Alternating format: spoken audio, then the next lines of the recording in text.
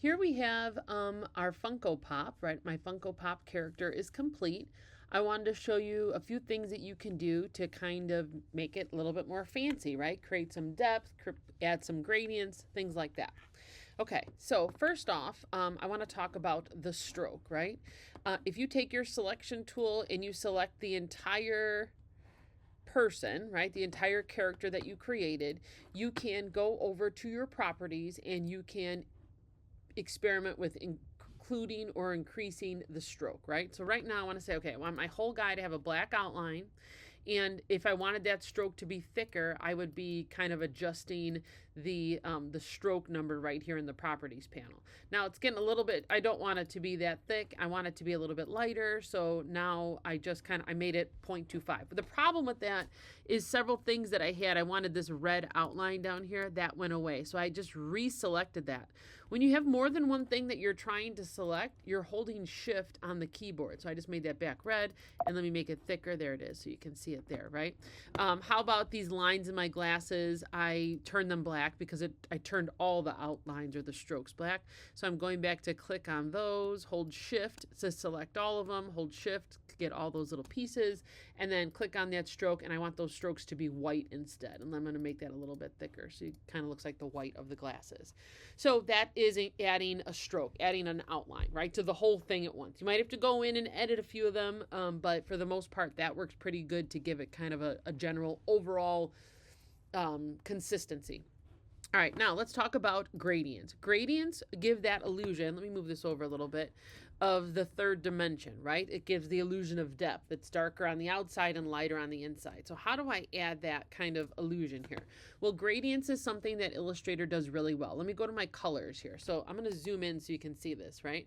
I'm going to my fill. These are my fill colors. This is what's called my swatches panel. And if you see, if I go all the way to the bottom left, I have something called a swatch library. So let me zoom out. I'm going to click on my swatch library. Look at all these colors that I can add. Even here, right? Here's skin tones. If I wanted to choose from different skin tones, I would click on that, right? Here's different skin tones to choose from. It adds all these little auxiliary panels that you can move around or you can close if you're not going to use them. I want skin tones, but I want gradient skin tones, right?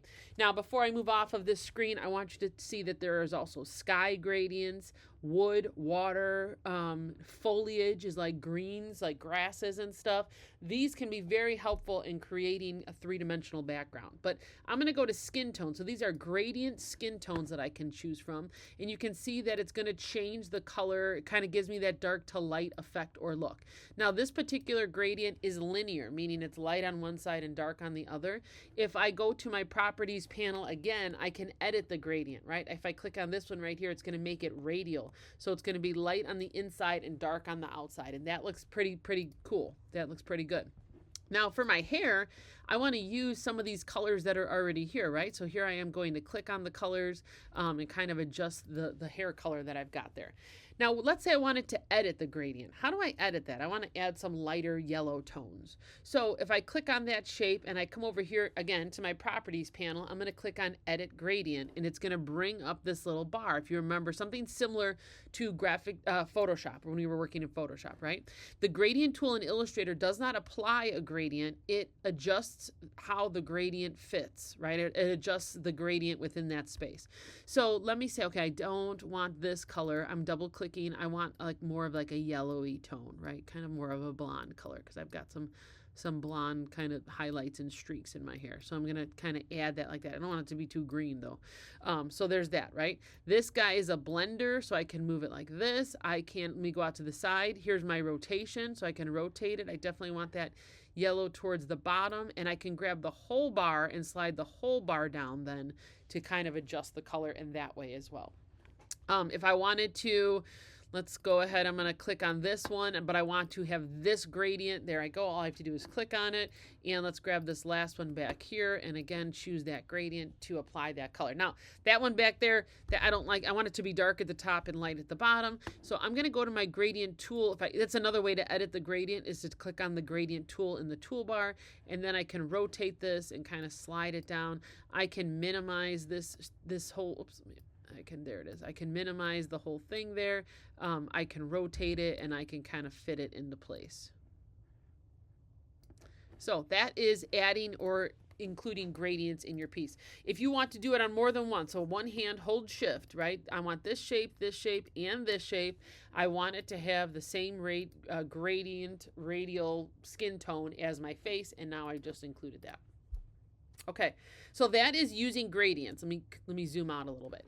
The last step of this piece is you're going to take your selection tool, select the whole thing, and you're going to go to Object, Group. We want to group this whole body together so that we can move it off of the page for a moment, and then I can't actually see up there. Move it off the page for a moment. There's my other little I actually like that hair better. And your next step is to work on a little bit of a background. So I tried, I don't know, my classroom's kind of dull and dark, but this was the little background I created. I'm going to move it in there, and then when I move my character back in, they may be behind, right? Let's say I think that when you do this, you're going to do this. Oops, where's she going, right? Like, how do I bring her to the front? Object, arrange. Oops, I know. Object, arrange, bring to front, and then there it is, right? And there's your piece. So we're going to turn it in when I return. Now, real quick, let me move this off one more time. How did I do this? These are just shapes. This is a shape. This is a shape. This is a shape, right? Let me put them all back. Command Z goes back. But you're just creating your background with shapes. If you want to put yourself outside, remember I said those gradients for skin tones, right? Let me go ahead and let me show you the gradients. So here's my skin tone gradients. Let me go over here. Let me go to my swatch library. I will go to gradients. Let's go to sky. So let's say I want to put myself outside, right? You can choose a sky gradient. Let me do that on this guy right there. There's a sky gradient. Perhaps I like a sunset. And then I could take that gradient tool and change the direction of the gradient. I don't know what my classroom now is outside. I kind of like that color better in the background, but that is not the color of my classroom. So that's adding gradients, adding a stroke, adding a background.